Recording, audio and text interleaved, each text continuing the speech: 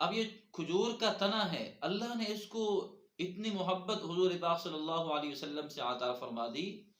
اب خود اندازہ لگائیں، میں آپ کے سامنے مختصر واقعہ بھی عرض کروں۔ حضور پاک صلی اللہ علیہ وسلم جب مدینہ میں پہنچے تو حضور صلی اللہ علیہ وسلم ایسے کھڑے ہو کر خطبہ ارشاد فرماتے تھے جمعے کا۔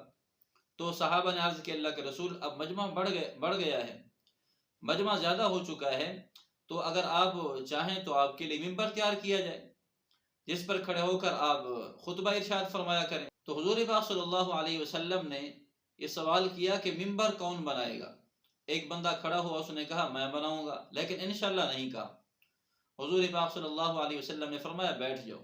دوسری مرتبہ اعلان کیا ممبر کون بنائے گا ہمارے لیے؟ دوسرا بندہ کھڑا ہوا، اس نے کہا میں بناؤں گا، انشاءاللہ نہیں کہا۔ حضور پاک صلی اللہ علیہ وسلم نے بٹھا دیا، فرمایا بیٹھ جاؤ۔ تیسری مرتبہ اعلان کیا ہمارے لیے ممبر کون بنائے گا؟ تو ایک بندہ کھڑا ہوا، اس نے کہا میں بناؤں گا انشاءاللہ۔ حضور صلی اللہ علیہ وسلم نے اجازت دے دی۔ اب جو جمعہ آنے والا تھا اس جمعے تک ممبر تیار ہو گیا، حضور پاک صلی اللہ علیہ وسلم کے لیے ممبر رکھا گیا۔ تو حضور ممبر پر کھڑے ہو کر خطبہ ارشاد فرمانے لگے، یہاں تک کہ فرمایا حضور ممبر پر جا چکے تھے۔ اب جو ہی حضور ممبر پر پہنچے، وہ جو کھجور کا تنا تھا جس پر حضور پاک صلی اللہ علیہ وسلم سہارا لے کر خطبہ ارشاد فرماتے تھے، تو وہ کھجور کا تنا رونے لگا، یہاں تک کہ ایک صحابی بالکل آخری صف میں بیٹھے تھے۔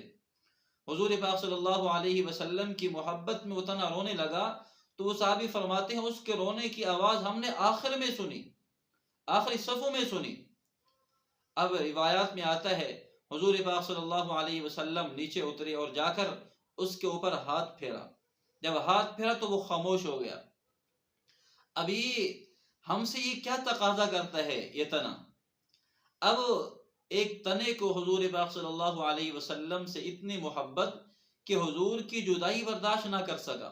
آپ خود اندازہ لگائیں، جب ہم حضور پاک صلی اللہ علیہ وسلم کے امتی ہیں، نام لیوا ہیں، حضور کے عاشق ہیں، تو ہمیں کتنی اللہ کے رسول سے محبت ہونی چاہیے، اور محبت اطاعت کو لازم ہے۔ اگر ہم حضور پاک صلی اللہ علیہ وسلم کی محبت کا دعویٰ کرتے ہیں تو حضور صلی اللہ علیہ وسلم کی اطاعت کرنی پڑے گی۔ یہاں تک کہ بعض بزرگان کرام یہ فرماتے ہیں جو بندہ حضور کی محبت کا، حضور کے عشق کا دعویٰ کرے لیکن ہر کم حضور کی سنت کے خلاف کرے تو یہ اپنے دعوے میں جھوٹا ہے۔